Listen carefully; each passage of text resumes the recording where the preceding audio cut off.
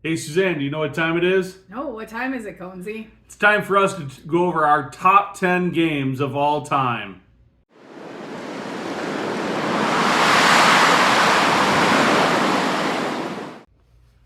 Welcome to Wisco Dice! Hey yo folks, I am your host, the Conesy with the Most, and I am here with... Hey, I'm Suzanne, and today we are going to share our top 10 games with you and with each other. Yeah, we actually have not shared these lists with each other at all yet. So this is going to be mostly a complete surprise. I think I know a few of them that are on her list, anyways. And she probably knows. She knows at least what my number one is, probably for sure. But we're going to be kind of curious to see how many of these are crossovers, how many of these are new games, how many of these are just complete and total surprises. So with that, I'm going to be super excited to see where this goes. Yes, this should be a lot of fun. So we'd love it if you'd share your top 10 with us down in the comments below. And, while you're there, it's not that much of a bother to just go ahead and subscribe and like the channel. That would be really good. So with that, why don't we go ahead and get into our top 10. Game number 10. All right, so number 10. I'm going to kick it off. I'm deciding I'm going to kick it off because I want to Ladies first. I want to see a reaction to this one. So my number 10 game is the Dresden Files cooperative card game by Evil Hat Productions. That actually, you like playing that solo a lot. I can see that. It's my favorite solo game, and I love the books too. Dresden Files is cool. Really is really good. Well done game for that. Just a simple deck. What is it? Just a simple deck building game. It's been forever since I played this. It's not even a deck building game. You have a deck, and then you're just trying to solve this mystery and defeat people with the cards that you have in your hands. And work through the various stories that are based on the novels and the books, right? Yes, it is pretty unique. So anyway. So your number 10 was? Dresden Files cooperative card game. From? Evil Hat Productions. All right. So my number 10 is Praga Caput Regni from Delicious Games. At least that's the U.S. publisher for it. And I don't know if that's a surprise for you or not on that one. I figured it'd be in your top 10 somewhere. It's close. Yeah. It just snuck in. But, outside of the little bit noisy board, there's just so many different ways to kind of approach this game. And whether you're going to build structures or you're going to upgrade your actions or however you're going to manipulate the rondel for selecting your actions, it really is such a really clever game and one of the more interesting Euro-style games I've ever played. If the board was a little less noisy, I think it would probably be a little bit higher in the list. And I'm really excited that we just got an organizer for it so that we can get it to the table even more often. Yes, I love game organizers and inserts. All right. It's almost as much as I love games. All right, so that was Praga Caput Regni from Delicious Games. Game number 9. All right, I guess I'm going to probably kick this one off since you kicked off the last one. So my game number 9 is Tekhenu, Obelisk of the Sun from Board and Dice. And this is another game that I looked at originally and thought, there's a little gimmick here with an obelisk and it's going to be kind of whatever. But it was a T game, and I have to own all the T games. And I think this is one of my favorites in that series of games. Where you're basically, it's got a great little clever dice drafting mechanic, and you got lots of different things you can do with those dice once you draft them. So it's a really cool game, one I really super enjoy. Another one that's not a surprise to me that made your top 10. I don't think there's going to be a whole lot of surprises on here. Guess we just game together too much. So. Well, and I did a top 10 on the blog a couple of years ago, so there's definitely been a couple of changes on this list, and definitely position changes. Sure. So my number 9 is a deck building game. It is Sentinels of the Multiverse by Greater Than Games. And this has got superheroes and deck building and a cooperative element to it. But you can't really have one person that's like run the whole game. Everyone's got to be very independent while you're playing it. So it's just fun to pick the different, buy all the different heroes. This is definitely not a surprise either. I introduced you to this game. I think I bought it the first time, and you played it. Then you were like, every time we were going down to Misty Mountain Games, which we were really super close to it at our old Had at to my buy old another house. pack. Yep, buy another booster, another whatever. Yep, it was. Hey, you know what? It was better than some other things I could just be buying as impulse buys. Absolutely, So. no, it was perfect. So no, Right. that totally makes sense. So that my number 9 is Sentinels of the Multiverse by Greater Than Games. Game number 8. All right. Number 8 for me, keeping with my theme of games that involve cards, is Ascension Realms Unraveled. So this is, again, a deck building game. It is by Arju. And it's just this, you're fighting mythical monsters, creating your deck, just pulling all these different magic fits in. I don't know. I love this game. I can play it over and over and over. It is my favorite of all the Ascension games right now, too. So no, that definitely also not a surprise. Actually, a little bit surprised it's not a little bit further up, because that is definitely one of your favorite games to play. Yeah. I do enjoy that one a lot myself, but I'm not as much as I do. Say there's no crossover on this list with that one. So.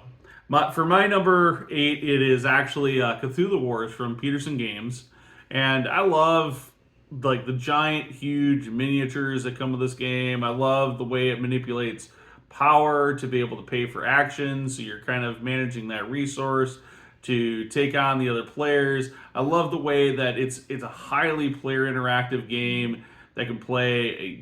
Just the base game plays 4 players, so that's what you get comes in the base box, but really this thing expands out to 9, and you can still play very quickly and effectively.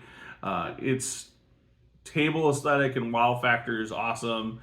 If it had a little bit slightly different mechanic for resolving combats than the dice, it would probably be out of this park. But I really love it. It's a really cool, almost re-implementation of another game I really like, as Chaos in the Old World. And yeah, very good game. I super enjoy it. And I'm really looking forward to getting my final wave of Cthulhu Wars stuff here very shortly. And it's a game that I have a really good story about, because when I met Suzanne, we had been dating maybe, I don't even think we were dating yet. We had went on our first date yet. And Wave 2 Kickstarter of Cthulhu Wars shows up at my doorstep. And we had talked about gaming, and I sent her a picture of, hey, I just got 45 pounds of expansion to a board game I own, just to kind of see how she would react. And she was like, woohoo, let's play. And I was like, all right. I gotta not mess this relationship up with this girl. So, yeah, it wasn't really a test, but it was really cool to see that interaction with my future wife at that point. Yeah, and I'll say I do really enjoy Cthulhu Wars. I was surprised it did not make my top 10, but something's got to give. It's a little harder for us to get it to the table. It's hard to get to the table, so, yeah, definitely. Yeah, so that was my number 8, which was Cthulhu Wars from Peterson Games. Game number 7. All right, for my game number 7, I've got Ultimate Railroads from Z-Man Games on the list. This has really replaced for me Russian Railroads, because it is Russian Railroads in the box, but this really does have all the expansions that were basically near impossible or a small fortune to be able to pick up for the original Russian Railroads, and adds a new expansion as well. Tokens are a little bit simplified, or I shouldn't say simplified, they're recolored to make it a little bit easier to teach, because you have bronze, silver, gold instead of kind of, I don't know. I'm sure there was a reason they chose the original colors to Russian Railroads for the tracks and whatnot. But at the core, Russian Railroads is just a super straightforward point salad. Slowly get your point engines going, and he just keeps chugging and chugging and chugging. But like a train. Yeah, just like a train, and it's a great worker placement game. And it's easy to teach, it's easy to approach, and it's easy to get people going. And yet it's got all of these like deep strategic mechanics for trying to maximize that scoring engine, which is one of the reasons I really like it, and it keeps getting back and back to the table over and over again.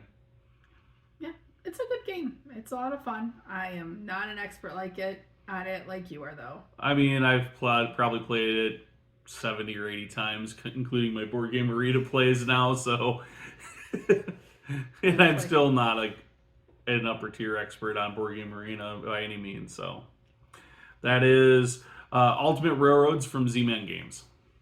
All right. My number 7 is Dice Forge by Libelud Games. That company that you can never pronounce. I know. I apologize. I have a hard time with that name with those double L, all those L's and B's in there. But anyway, Dice Forge, taking a deviation from my card theme I had, is a dice theme. And Wisco Dice, we love dice games. And it's a dice building game. And it's so much fun for me. And you're going on these quests and you're forging dice sides. And, you're trying to just be the best hero you can. And I play this on BGA all the time. I love getting it out to the table when I can. It's a cool artwork too on it. No, this is definitely a game that we played at a friend's house first, got introduced to it there, and within a day or two you were out buying it. I gotta go get it. I need this game. And our daughter loves playing it too with me too. So I think that helps my enjoyment of it, is that it's a game she enjoys playing. So all right, so that was number 7 for me, was Dice Forge by Libelud Games. Libelud Games. I'm sorry. All right. Game number 6. All right, game number 6 for me is continuing with my dice theme. So it is Space by AEG. And in this game, you are rolling dice and collecting your fleet and just trying to score points with them. And it's just a great fun to have. I think with expansion, you can play 6 or 7 players and just have a good time, and can be kind of silly with it. So, we enjoy playing it as a 2-player also. So my number 6 is Space by AEG. All right, my number 6 is Zolkin, the Mayan calendar game from CGE. And this is that board game with those giant discs where you're putting your workers on and then you're taking the workers off and you're getting resources, and then you're able to spend those resources for various things. It's such a crunchy game and such a classic. It's the original T series game, and absolutely love it and continue to play it. And I get plenty of plays on Board Game Arena to kind of supplement it, but it still gets to the table pretty frequently. I actually got to play it at Cabin Con recently, and I'm itching to play this one again. So that's Zolkin, the Mayan calendar game from CGE. Game number 5. All right, for my game number 5, this is going to be a new game to my top 10 games of all time that did not make my list on the blog. So this is going to be a new one. This is Arc Nova from Capstone Games. So I've actually really just kind of fallen in love with this game. And while I don't think my last play of it was the play that was probably the least enjoyable, I still really was it? Oh no, was it when we played the new maps. Oh yeah, it was. No, I really actually like that play. No, I'm talking about the play I had at Cabin Con gotcha. was probably my least favorite play. It was a full 4-player game. That was it was still I still really love the game, and I'm looking forward to getting this one back to the table. Again, this is when I'm just antsing to get back to. I want to build a zoo. I want to explore all those different boards that are in the game. There's still so many animals in the deck after, I don't know, we must have played it a half dozen times since we got it now. And I still haven't. I bet you I've explored like a third of the game, really. There's so many more combinations and things to find out and discover. It's just, there's no reason why, obviously, I'm talking about it in this kind of a context, that I absolutely love this game, and I'm looking forward to playing it again. And that is Arc Nova from Capstone Games. All right. My number 5 is Role Player by Thunderworks Games. This is another dice building game, or not dice building game, but a dice drafting game, actually.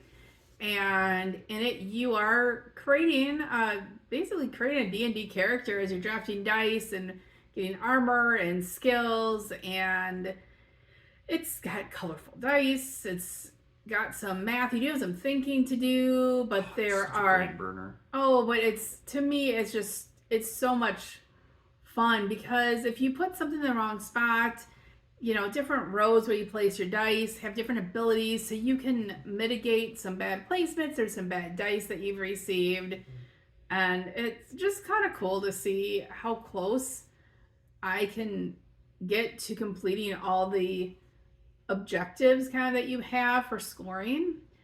Whether I win or not, it's just a fun game for me, and I really do enjoy the role player universe. As much as I'm not a D&D player, the role player universe with its D&D characters is great. I am actually a little surprised this is actually in your top 10, because this is a game that we barely ever get to the table. I feel we get it out all the time. And I don't feel like you've really said, like, you really emphasized how much you enjoy this game. I love this game.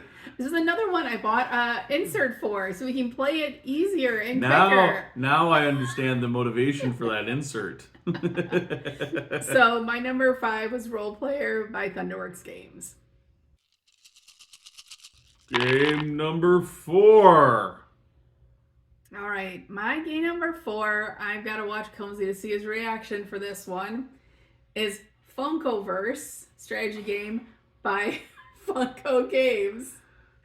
So that's only because of those Golden Girls. It is because of the Golden Girls.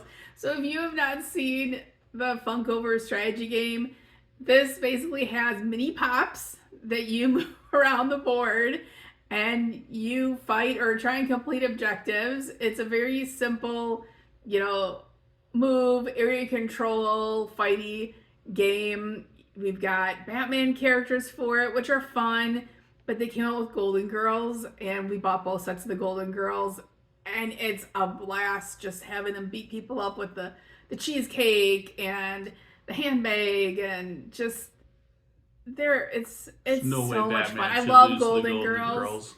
And it's yes.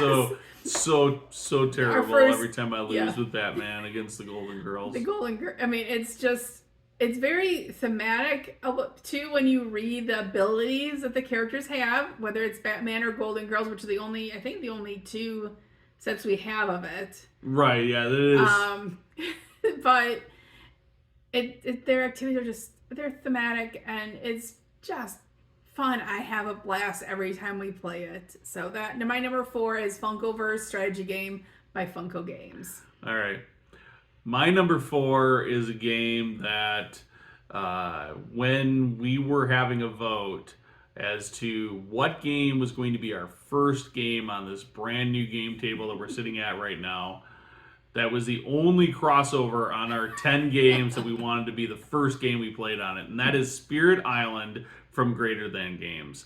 This co-op is the reverse Settlers game, basically. So instead of being the imperialist and trying to colonize this remote island, you are the angry spirits repelling those pesky colonists.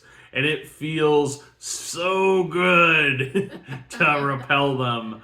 And almost always every game that I've played of it is always that tipping point where you feel like it's really bad and you're not going to be able to dig your way out of it. And then all of a sudden, within a round, it's like, oh, I can see the light at the end of the tunnel. And then it starts to come together, and boom, you're either winning or you just couldn't quite pull it off. We got a pretty good win record against it. It's just the 2 of us, and it's a game that I've played it 4-player, but it's a game that plays so well as a co-op 2-player that I don't feel like I have to press it to get it out and get those larger player counts at the table. Plus, it takes forever with the larger player counts. Yeah, I mean, I'll say as a 2-player co-op, it's awesome, especially at least with Conesy and I. It just kind of helps with how we're communicating and working together, and we are both picking, spirits that complement each other, but also play to what we like to do in a game. Like if we prefer being more aggressive or being more defensive, and all the games that we have played, more aggressive, right there. More defensive, more planning is you, so it works out. We balance each other out. But as many games as we have played with this, there's so much we have left to explore, and I am so excited to explore more of this game. Yeah, well, we'll be exploring more because we got the next wave of game coming on Backer Kit when that was out, that project was out there. So there'll be plenty more new spirits for us to explore soon. Yay. So that was Spirit Island from Greater Than Games. Game number 3. All right, for my third game on the countdown here, this is another brand new game, I believe, to my countdown that did not show up on the blog article, and that is Lost Ruins of Arnak from CGE. So I don't know what it is about this little deck builder slash explore the island and overcome the Guardians game, but it just it keeps getting back to the table and back to the table and back to the table, and I keep playing it. And I don't know. I must have I'm probably close to 20 or 25 in-person plays, and then another 40 or 50 plays online on Board Game Arena. And I'm not tired of it. I keep wanting to play this game over and over and over. And so there are just not a lot of games that do that for me. So the addition of the Expedition Leaders expansion, it helps push the game over the top. But I'm definitely, this game isn't in the number 3 spot because of the expansion. I love the core game as well. So that is Lost Ruins of Arnak from CGE. All right, my number 3 is Planet Unknown from Adam's Apple Games. So not a surprise for you. Not too much of a surprise there. We haven't had this game that long. We've gotten to the table a handful of times, but I really enjoy the polynomial aspect of it. So they got the tile lane, you've got different goals, you're moving things around, clearing hazards off the map, and trying to just, have a diverse, kind of terraforming this planet. And after I backed this on the Kickstarter, I got an invitation to be able to play it on, I think Silvertini had it, that I could play for free for a period of time. And wow, playing that before I even had the game, I just absolutely fell in love with the game and playing it as much as I could on there. So this is my number 3 game is Planet Unknown from Adam's Apple Games. Game number 2. Well, game number 2 for me is going to be kind of quick here. It is one that Ben has already mentioned. It's our one and only crossover I think we have in this list. It's Spirit Island from Greater Than Games. Yeah, that's definitely one I knew would show up on your list. That is our only crossover. It was the only crossover when we were picking our 10 games for this. We almost had to come up with another 10 games, and it was like, okay, it's the only game that was on both of our lists. So, what is your number 2? My number 2 is Architects of the West Kingdom from Garfield Games. And this is another worker placement game that's relatively straightforward in how I think it works. Personally, I mean, I love worker placement games. Obviously, there's a number of them on this list. And what's interesting, really distinct that makes this one different is, one, it's been incredibly easy to get to the table and get played over and over and over. Since I got introduced to it, it's been, I probably have, 15, 20 physical plays of it now and a couple of plays online. I don't think there's a Board Game Arena implementation of it currently, so which is my online platform of choice right now. And so I've played this game a lot. It's a great worker placement game. And like I said, I think the big difference mechanically from this one and a lot of other worker placement games is, in most worker placement games, there's kind of a rush to unlock additional workers so that you can unlock those additional actions. This one, you get all your workers to start with. So at some point during the game, you're like, uh-oh, I'm running out of workers, and you have to try to start to figure out how to get your workers back. So it's a really kind of reverse mentality on the worker placement game, because it's not how do you get additional workers to get more actions. It's how do I get my workers back so I can continue to take the actions I want to take. Which I think that's just really clever and a really interesting thing to do in a worker placement game. And like I said, it gets tabled all the time, which really helped pump it up the list for me on the list. So that is Architects of the West Kingdom from Garfield Games. Game number 1. All right. I have a feeling I know your game number one, but let's see what it is. I think anybody that knows me knows what my game number one is. All right, that game is going to be Terra Mystica from Capstone Games. If anybody, like I said, anybody that knows me, I'm very loud about this one. This is my all-time favorite board game. I absolutely love playing it. It gets out to the table, the physical copy, at least once a year for my birthday. But I play it online through Board Game Arena constantly. I'm probably in a half dozen Terra Mystica games on Board Game Arena right now, and so it's you're picking your fantasy race, which I love the fantasy theme of this.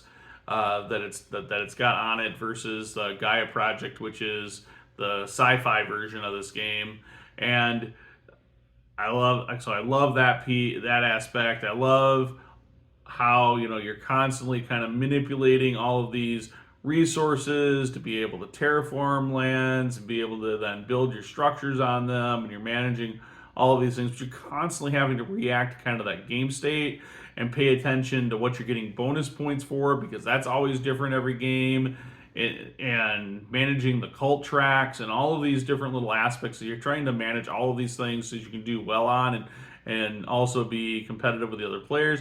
And there's that interaction. It's kind of this, it's not a forced interaction, but you get bonuses for building next to your opponents in the form of, or they get bonuses for you building next to them. So you want to build next to them so that you can get some of those bonuses back in the form of gaining power. So it's got this like kind of neat player interaction that you kind of get rewarded for being interactive, but it's the same time it's territory control. So you want to hurry up and get to those certain territories before your opponent can build on it. So it's really clever. I really love this game. Can't say enough of it. That is Terra Mystica from Capstone Games. All right, and what is your number one? Which I'm pretty confident I know what that is, but what is it? If you don't know what this is, I'm gonna be very surprised. And much like Conesy, if you've played many games with me, if you know me very well, you probably have heard me rave about my number one game. It is Terraforming Mars by Fricks Games. I had the opportunity to play this at Gamehole Con several years ago. I had a game that didn't work out, like that the GM didn't show up for. And I sat down at the table, and there were some other guys there that were going to start this game of Terraforming Mars and invited me to play and explained it to me.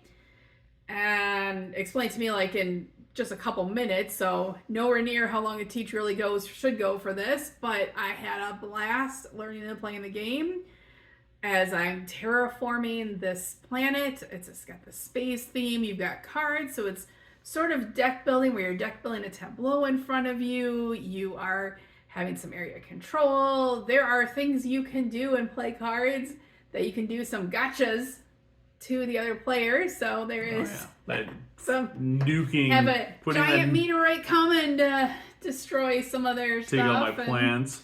Yep, and you can steal plants and animals from them too. She tortures me with this game, so yeah, that's why she likes it. No, but I just really enjoy this game. I have so much fun with it. With the expansions, without the expansions, I will play this game. So that is my number one game, is Terraforming Mars by Fricks Games. Well, I think that concludes our top 10 games of all time, at least as of right now. I mean, this list has not changed too dramatically since when I wrote my top 10 list for the blog. I think I did that a couple of years ago. But I am interested to see, like, slowly some of these newer titles are slowly creeping in, and some titles are aging out, and they're moving around in the top 10. So I imagine if we do this again in another couple of years, that'll have changed a little bit. But for the most part, it's still pretty consistent, pretty consistently the same. I think even one of those games, Architects of the West Kingdom, I think actually creeped up a little bit on the top 10 just because of the ease of it getting back to the table. So what was your biggest surprise that I picked? That you picked? I think my biggest surprise for what you picked was probably Tekhenu.